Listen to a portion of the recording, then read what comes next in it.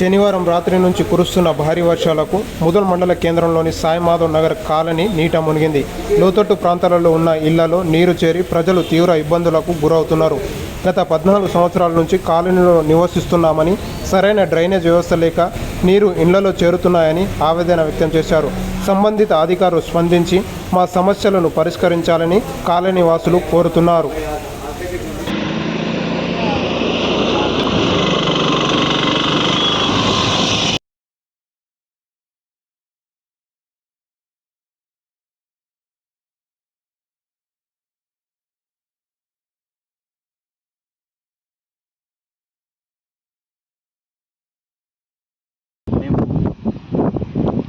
తెలంగాణలోని నిర్మల్ జిల్లా ముదోల్ మండల కేంద్రమైన ముదోల్ గ్రామంలో గత సాయి మాధవ్ నగర్ కాలనీలో గత 14 సంవత్సరాలుగా ఇక్కడ నివాసాలు ఏర్పరచుకొని నివసిస్తున్నాము.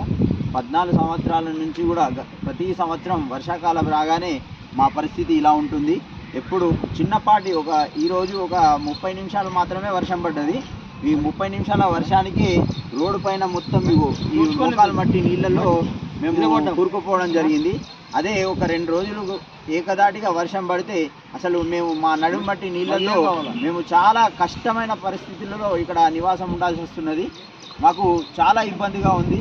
ఇప్పటికీ ఎన్నోసార్లు అధికారులకు మేము మా ఇబ్బందుల గురించి ఫిర్యాదు చేయడం జరిగింది.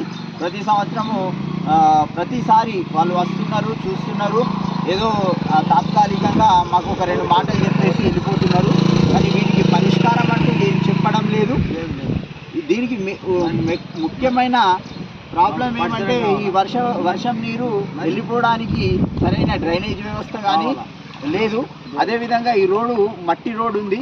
ఈ మట్టి రోడ్డు కూడా చాలాసార్లు వచ్చి వాళ్ళు కొలతలు తీసుకొని వెళ్ళిండ్రు. కానీ వీటికి పరిష్కారం అంటూ ఏం చేయడం లేదు.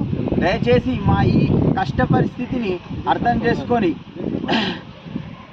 చేసుకొని మాకు అధికారులు స్పందించి ఈసారైనా మాకు న్యాయం చేస్తారేమో అనుకుంటున్నాము. ప్రభుత్వం